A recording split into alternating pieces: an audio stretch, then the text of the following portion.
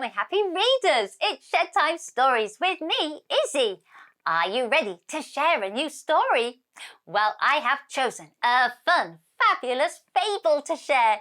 The title is How the Camel Got His Hump. If you have this book at home, you can read along with me.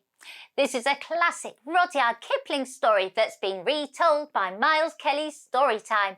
And the illustrator, the person who has drawn all the pictures, is Marta Alvarez. Now, Camel doesn't like to work. In fact, all he ever does is say humph. I wonder what the genie has to say about this. Shall we read and find out? How the Camel Got His Hump.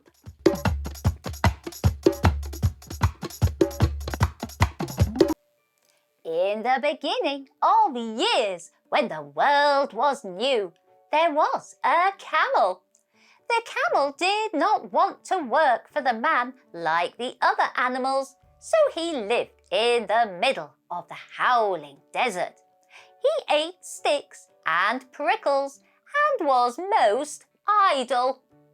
When anybody spoke to him, he said, "Humph," just hump, and no more. On Monday, the horse went to see the camel.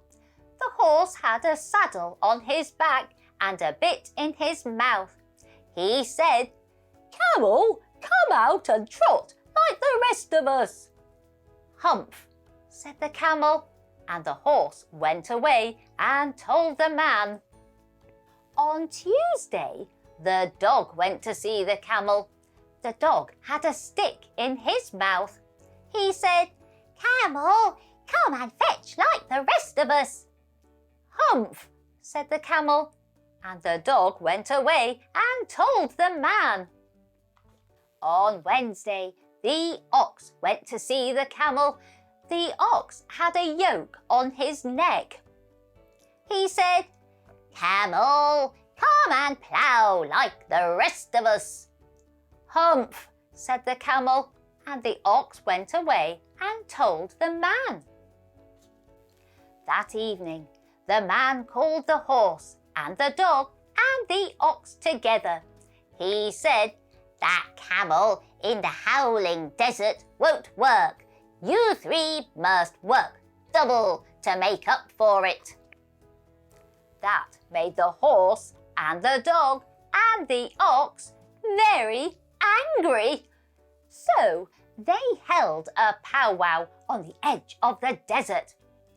The idle camel strolled by and laughed at them. Then he said, "Humph," and went away again.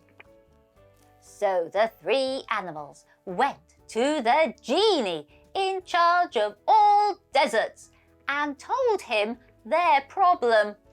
The horse said, "There's an animal in the middle of your howling desert who is idle and won't work." "That's my camel," said the genie in surprise. "What does he say about it?" "He says, humph," said the ox. The genie flew off at once. The genie found the camel being idle. "Camel, what's this I hear of you doing no work?" asked the genie. "Humph," said the camel. So the genie began to think a great magic. "You've given everyone extra work ever since Monday, all on account of your idleness," the genie went on. "Humph," said the camel. So the genie went on thinking a great magic. "I shouldn't say that again if I were you," said the genie. "You might say it once too often. Camel, I want you to work." But the camel only said humph again.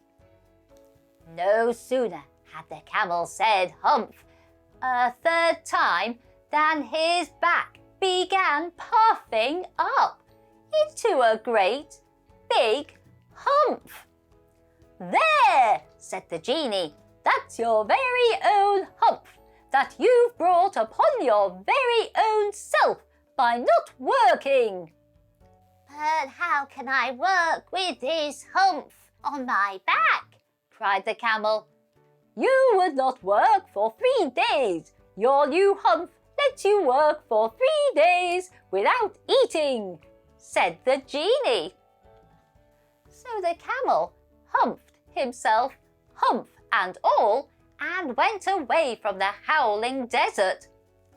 And from that day to this, the Camel always has a Humph. But we call it a hump now, so as not to hurt his feelings. But he has never yet caught up with the 3 days that he missed at the beginning of the world. And he has never yet learned how to behave.